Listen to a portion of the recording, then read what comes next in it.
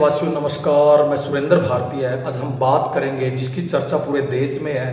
कुछ दिन पहले जो मुखर्जी नगर के दिल्ली में बेसमेंट में कोचिंग सेंटर का बेसमेंट में था, वहाँ पर पानी घुसा और पानी घुसने से 3 जो बेटियाँ थी उनकी वहाँ पर डूबने से जो मौत हुई। आज हम बात करेंगे क्योंकि ये देश हित से जुड़ा हुआ विषय है और इस के जो कनेक्शन है, इसका जो संबंध है अनेकों व्यवस्था को लेकर है। जो लचर व्यवस्था जो दिल्ली के अंदर रही हो या पूरे प्रदेशों के अंदर है, जो लचर व्यवस्था बनी हुई है, उस व्यवस्था पर प्रश्न चिन्ह उठते हैं। और 3 बेटियों की जो पानी में डूबने से मौत हुई है, उन बेटियों के जो परिवार थे वो तो हताहत होते हैं, लेकिन देश का बहुत बड़ा नुकसान होता है। और अक्सर इस प्रकार की दुर्घटना घट जाने के बाद ही सरकार हो, प्रशासन हो, अक्सर चौकन्ना होता है और लीपापोती करने के बाद फिर शांत बैठ जाता है। दूसरी जो कोचिंग सेंटर में पानी भरने से घटना घटी है, उसका भी कारण यही रहा है। जब सड़कों पर पानी आ जाता है तो एक कच्चा बांध बेसमेंट में पानी जाने से रोकने के लिए बनाया जाता है और ऐसा ही हुआ। लेकिन वो कच्चे बांध अक्सर टूट जाते हैं और बेसमेंट में पानी भर जाता है। लेकिन पानी अब की बार बहुत अधिक था और एक जीप जब वहाँ से गुजरी, उसने इतना तेज बहाव पानी का किया, उससे जो कच्चा बांध था जो बेसमेंट में पानी जाने से रोक रहा था वो टूटा। और वही नहीं टूटा, पानी का बहाव इतना तेज था जिससे जो है फैन के लिए जो जगह होती हैं वो भी टूट गई और इतना पानी वहाँ पर भरा कि बिल्कुल वहाँ पर 50 सेकंड से भी कम समय के अंदर जो बेसमेंट था पूरी तरह भर चुका था। और जितने भी स्टूडेंट्स वहाँ पर थे वो सोच भी नहीं पाए कि इतना पानी कैसे आ गया। वो उनको निकलने में बड़ी मशक्क़त हुई और बहुत से स्टूडेंट वहाँ से निकले और रास्ता कम होने की वजह से वहाँ से जो बड़ी कम तादाद में निकले और पानी था जो बहुत अधिक था, बेसमेंट पूरी तरह भर चुका था और उसमें डूबने से 3 बेटियों की जो मौत हुई वो प्रश्न चिन्ह उठाती है कि डीडीए के कार्य पर प्रश्न चिन्ह उठाती है, एमसीडी के, दिल्ली सरकार के और केंद्र सरकार के। हाँ, अक्सर केंद्र सरकार बड़े बड़े दावे करती है, बल्कि मैं कहूँगा कि जुमले देती है कि बेटी बचाओ बेटी पढ़ाओ। और स्मार्ट सिटी का इन्होंने बड़ा जुमला दिया, उसमें बड़ा तादाद के अंदर है जो बजट तय किया गया, बजट निकाला गया और उससे तकदीर नहीं पलटी, क्योंकि वो एक बार किया गया, लगातार है जो उस पर कार्य करना होता है, जिम्मेदारी थी, उसकी जिम्मेदारी थी। लेकिन एमसीडी और जो डीडीए है उसमें दोनों के लिए अलग अलग कानून है और अलग अलग कानून होने की वजह से सरकारें अक्सर उसमें राजनीति करती है, चाहे राज्य सरकार रही हो या केंद्र सरकार रही हो, अक्सर वहाँ पर राजनीति होती है। और कभी भी ऐसे संयुक्त बैठक नहीं बुलाई जाती जिसमें डीडी और एमसीडी है जो इकट्ठे बैठकर समस्याओं का समाधान करें। ऐसा नहीं होता है, जिससे पानी की समस्या हो या बाढ़ की समस्या हो या फिर आग लगने की समस्या रही हो, दिल्ली में अक्सर ऐसी होती है, या कानून व्यवस्था को संभालने की समस्या रही हो, अक्सर दिल्ली के अंदर ऐसी होती है और उसका समाधान नहीं हो पाता है। उसका यही कारण है कि एमसीडी और डीडीए है, उनके लिए अलग अलग कानून है।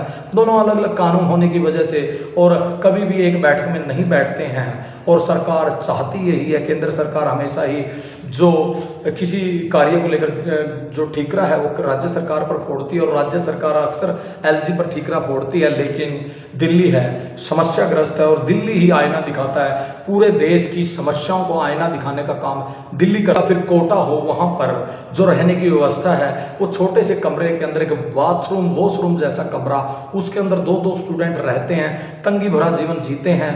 वो जानते हैं कि भ्रष्टाचार है और उनसे मोटी फीस वसूली जाती है कोचिंग सेंटर के द्वारा भी, और जो पीजी में वो रहते हैं मोटी फीस वसूली जाती है और उनको सुविधा है जो नाम मात्र की मिलती है। इसकी भी पड़ताल होनी चाहिए और सरकार उनके लिए अच्छे पीजी क्यों नहीं बनाती है, फ्री ऑफ कॉस्ट पीजी क्यों नहीं बनाती है।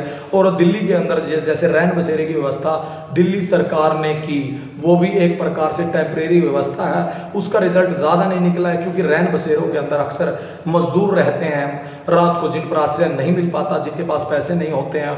और अक्सर इन जो रैन बसेरे है वो और जो उनके अंदर बहुत अधिक तादाद के अंदर लोग रहते हैं। एक रैन बसेरे के अंदर है जो रात का सीन ये देता है कि इस प्रकार से दिल्ली के कंडक्ट बहुत ज़्यादा जो भीड़ वाले इलाके हैं, रेजिडेंशियल एरिया है, वहाँ पर कोचिंग सेंटर नहीं चलते, लेकिन चल रहे हैं क्योंकि एमसीडी और डीडीए के कानून अलग अलग है। कोई उनको अलाउ करता है, कोई नहीं अलाउ करता है। कोई कहता है, एमसीडीए कहता है कि है जो कि पहली और दूसरी तीसरी मंजिल पर भी कोचिंग सेंटर बनाए जा सकते हैं, लेकिन डीडीए अलग प्रकार के अपने दावे पेश करता है। वो कहता है कि बेसमेंट और फर्स्ट फ्लोर पर ही कोचिंग सेंटर बनाए जा सकते हैं। अलग अलग कानून होने की वजह से ये समस्या बनी हुई है, कोई क्लैरिटी नहीं है, और क्लैरिटी ना होने की वजह से अक्सर ये दुर्घटनाएं घट रही है। अभी कुछ दिन पहले दिल्ली के अंदर है जो बिजली का करंट लगने से एक जो विद्यार्थी है उसकी मौत हुई थी, तो इसकी जिम्मेदारी कौन लेगा।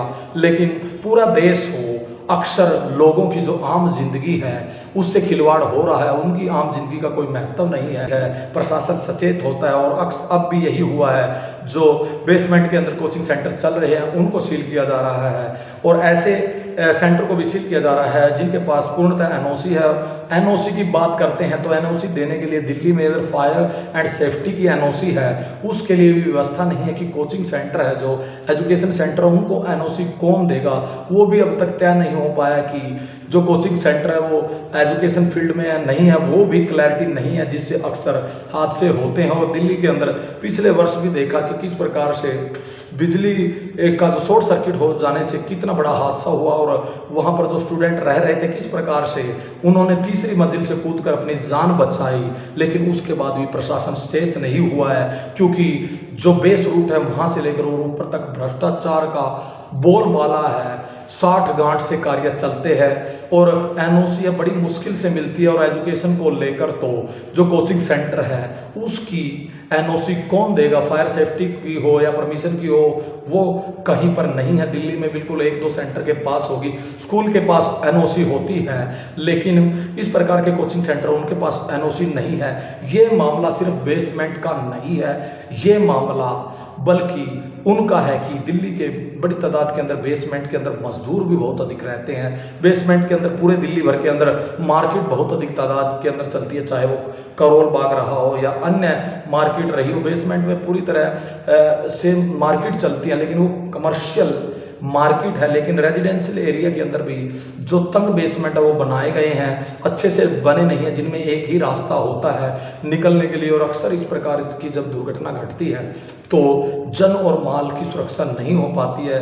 बड़ी तादाद के अंदर यही हुआ है, और बड़े बड़े दावे करने वाली दिल्ली सरकार हो, एमसीडी और डीडीओ, क्योंकि एमसीडी और डीडीए के पास बहुत बड़ा बजट रहता है और बड़े दावे करती है कि दिल्ली सुरक्षित है, दिल्ली के लोग सुरक्षित है, और केंद्र सरकार भी सुरक्षित होने का दावा प्रत्येक देशवासियों को करती है कि उनकी सुरक्षा की बात करती है। लेकिन मोदी सरकार अलग अलग अपनी गारंटियां गिनवाने का काम भी करती है, लेकिन जो उनकी नाक के नीचे या दिल्ली में जो घटना घटी है उसकी जिम्मेदारी कौन लेगा, यह भी प्रश्न सोचनीय है।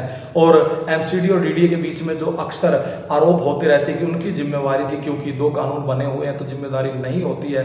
ये प्रश्न उठता है कि दिल्ली में कंजक्टेड एरिया है, वहाँ पर रहने के लिए अक्सर मजदूरों के पास है जो रहने की कम जगह और रहती है, वो झोपड़ियों में रहते हैं, या फिर जहाँ पर वो रहते हैं तंग एरिया होता है, बहुत छोटे कमरे के अंदर 10-10, 12-12 मजदूर रहते हैं। और उन पर भी सोचना चाहिए कि उनको रहने की जगह किस प्रकार से मिलेगी। और इस प्रकार के जो एजुकेशन हब चल रहे हैं, क्यों ना उनको दिल्ली से बाहर कर दिया जाए, ऐसे एरिया में कर दिया जाए। उनके लिए सरकार को विद्यार्थियों के लिए हॉस्टल बनाने चाहिए और फ्री ऑफ कॉस्ट वहाँ पर रह सके। क्यों नहीं बन सकता? जब सरकारें अपनी लागत से बड़े बड़े धर्मशालाएं बनाती है, बड़े बड़े भवन है उनका निर्माण करती है, तो विद्यार्थियों के लिए रेस्ट हाउस या उनके लिए पीजी क्यों नहीं बनाए जा सकते हैं? बनाए जा सकते हैं, लेकिन उसके लिए सरकार की मंशा होनी चाहिए। ऑलरेडी विद्यार्थी देते हैं, बहुत बड़ी महंगी फीस होती है, पीजी का खर्च बहुत अधिक होता है, खाने का खर्च बहुत अधिक होता है। कि अभी सरकार जो दावे करती है कि बड़े बड़े जो हमारे नेतागण हैं, पॉलिटिशियन हैं, उनको जब फ्री ऑफ कॉस्ट या बहुत कम लागत पर कैंटीन में खाना मिलता है, तो क्या विद्यार्थियों के लिए इस प्रकार की कैंटीन नहीं बनाई जा सकती है, रेस्ट हाउस नहीं बनाए जा सकते हैं, उनके लिए फ्री ऑफ कॉस्ट पीजी नहीं बनाए जा सकते हैं? बनाए जा सकते हैं, क्योंकि विद्यार्थी हैं जो वो कल देश की सेवा में आएंगे और देश को सेवाएं देंगे और देश को चलाने वाले होंगे।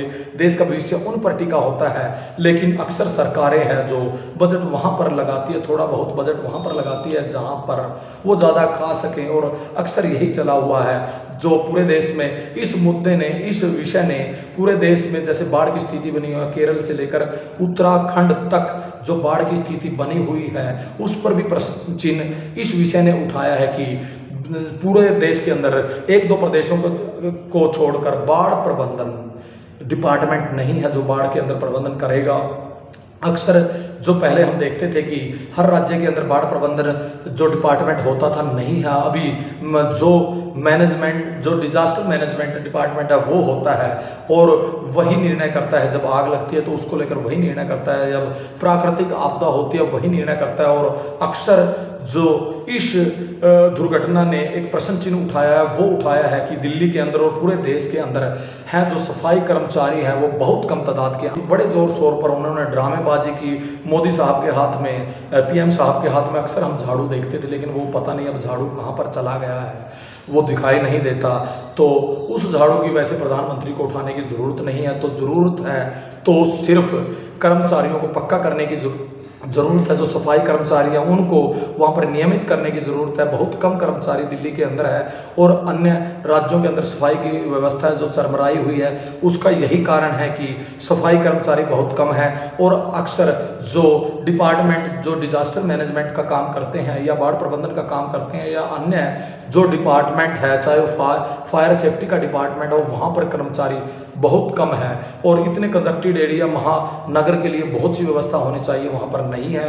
और अब भी हम देख रहे हैं कि बाढ़ के अंदर पूरा देश है जो ज़्यादातर इलाका डूबा हुआ है। दिल्ली में हमने कुछ समय पहले देखा वहाँ पर पानी से हाहाकार थी, पानी के पीने की व्यवस्था वहाँ पर नहीं थी। लेकिन अब दूसरी जो है कि बाढ़ का जो पानी आया है उससे हाहाकार है। तो सोचने का प्रश्न है कि क्या ये व्यवस्था नहीं बनाई जा सकती कि जो बारिश का पानी है, बाढ़ का पानी है, उसको हम संरक्षित कर लें, उसको बचा लें और उसको फिर लोगों की प्यास बुझाने में इस्तेमाल किया जा सकता है। लेकिन राजनीति इस प्रकार की है जो समस्याएं पैदा करती है, समाधान नहीं करती, उनकी आड़ में बजट को ढकारा जाता है, ये सच्चाई है। में जो 3 बेटियों की जान गई है, अब समय है कि अब प्रश्न चिन्ह उठना चाहिए उस लचर व्यवस्था पर जो अब तक चलती आ रही है। अब वो नहीं चलेगी क्योंकि निर्भया कांड हुआ था जिसको लेकर कानून बने कि रेप की घटनाएं रुके, लेकिन दिल्ली के अंदर अब भी जारी हैं। और इस प्रकार से जो ये अभी हादसा हुआ है इसने कई चीज़ों की पोल खोली है। दिल्ली के अंदर कर्मचारी कम है, देश के अंदर ही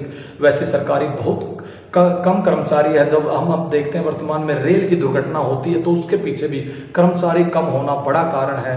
और इस प्रकार की प्राकृतिक आपदाएं होती है, उत्तराखंड के अंदर बड़ी तादाद के अंदर होती है, तो कर्मचारी कम होने से और पूर्ण रूप से प्रबंधन न होने से ये घटनाएं घटती है। और दिल्ली के अंदर भी जैसे हम देखते हैं बड़ी तादाद के अंदर बिजली की जो लाइन है, हर पोल के ऊपर बड़ी तादाद के अंदर बिजली की लाइन मिलेगी। तो सेंट्रल सरकार को सोचना चाहिए, दिल्ली सरकार को सोचना चाहिए, एमसीडी डीडीए को सोचना चाहिए कि क्या वाकई में दिल्ली स्मार्ट सिटी है, स्मार्ट सिटी बन चुका है, उस पर सोचना चाहिए। दिल्ली के अंदर बड़ी तादाद के अंदर देश भर के लोग रहते हैं, पूरे देश भर के लोग वहाँ पर रहते हैं। दिल्ली है जो व्यापार का हब भी है, एजुकेशन का हब भी है, और वहाँ पर बड़ी तादाद के अंदर लोग अपना बिजनेस करने आते हैं, नौकरी पेशा करने के लिए लोग बड़ी तादाद के अंदर रहते हैं। लेकिन दिल्ली के अंदर समस्याएं हैं वो चली आ रही है और सभी समस्याएं देश को आईना दिखाने का काम दिल्ली एक प्रकार से करता है। समस्याएं हैं जो देश को आईना दिखाने का काम करती है, चाहे वो कर्मचारियों का टोटा हो, कर्मचारी कम मात्रा में हो, या इस प्रकार से समस्याएं हैं। बड़ा बजट बनता है लेकिन समस्याओं का समाधान नहीं होता, इस प्रकार से होता है तो उन पर प्रश्न चिन्ह उठते हैं। और दिल्ली के अंदर बड़ी तादाद के अंदर जो बिजली की तारें वो लटकती हुई अक्सर मिलेंगी जिनसे बड़े हादसे होते हैं। तो एमसीडी डीडीए किस चीज़ के इंतज़ार में है कि बड़ा हादसा हो।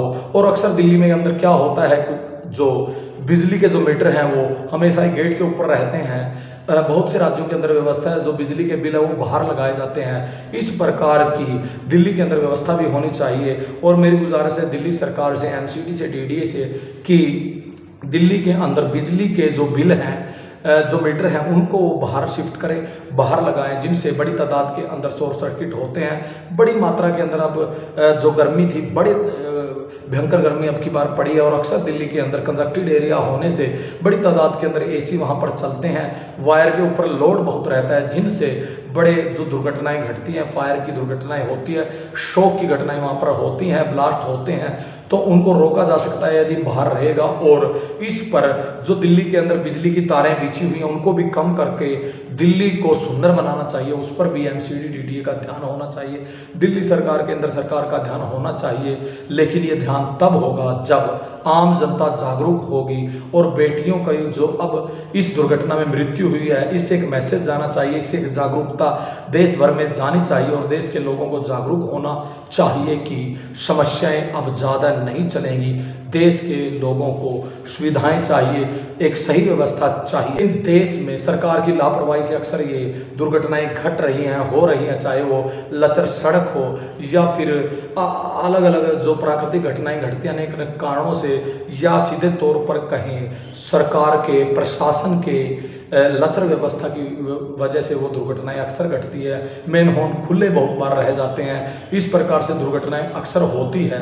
तो वो दुर्घटनाएं कम हो उसके लिए देश की जनता को जागरूक होना पड़ेगा, एक अभियान चलाना पड़ेगा और उसके लिए लोगों को जागरूक आकर देश के लोगों को, जो अब विद्यार्थी हैं जो धरना प्रदर्शन कर रहे हैं, वो तकदीर और तस्वीर वहाँ पर बदलनी चाहिए, उनकी फीस भी कम होनी चाहिए, विद्यार्थियों की जो कोचिंग लेते हैं उनके लिए एक पीजी की व्यवस्था होनी चाहिए, दिल्ली से बाहर होनी चाहिए। बल्कि जो बहुत ज़्यादा कंजक्टेड एरिया है, दिल्ली में मार्केट बनी हुई है जिनसे दिल्ली में अक्सर जाम की स्थिति रहती है, एक मैप बनाकर सरकार को उन मार्केट को बाहर की तरफ शिफ्ट करना चाहिए, एक योजना बननी चाहिए जिससे दिल्ली को सुंदर बनाया जा सकता है और दिल्ली है जो बहुत ही सुंदर महानगर बन सकता है। इस प्रकार की योजना बनाने की ज़रूरत है। एमसीडी डीडीओ को एक बैठक, संयुक्त बैठक उनकी होनी चाहिए, ये करने की ज़रूरत है। लेकिन सरकारें हैं जो अक्सर पॉलिटिक्स करती रहती है, चाहे वो पानी का लेकर मामला हो, हरियाणा पंजाब में अक्सर चलता है,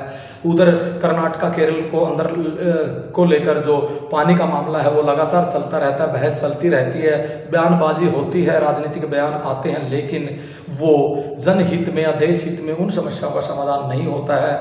बॉर्डर को लेकर, असम को लेकर और जो अलग अलग अरुणाचल प्रदेश है, अक्सर उनका वहाँ पर झगड़ा हमने देखने में सुनने में आया है, ये चलते रहते हैं। तो पॉलिटिकल इनके पीछे कारण है, सरकार की मंशा इनके लिए कारण है।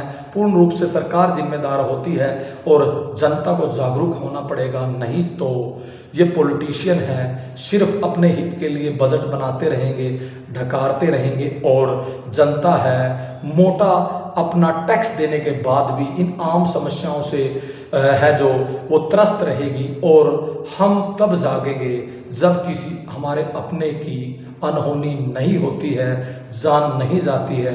तो मैं सुरेंद्र भारतीय एक देश हित से जुड़े हुए मुद्दे को लेकर आपके बीच में दोबारा से आऊँगा। तब तक जागरूक रहिए, देश हित में सोचते रहिए और देश के मुद्दों पर आवाज़ उठाते रहिए। जय भारत।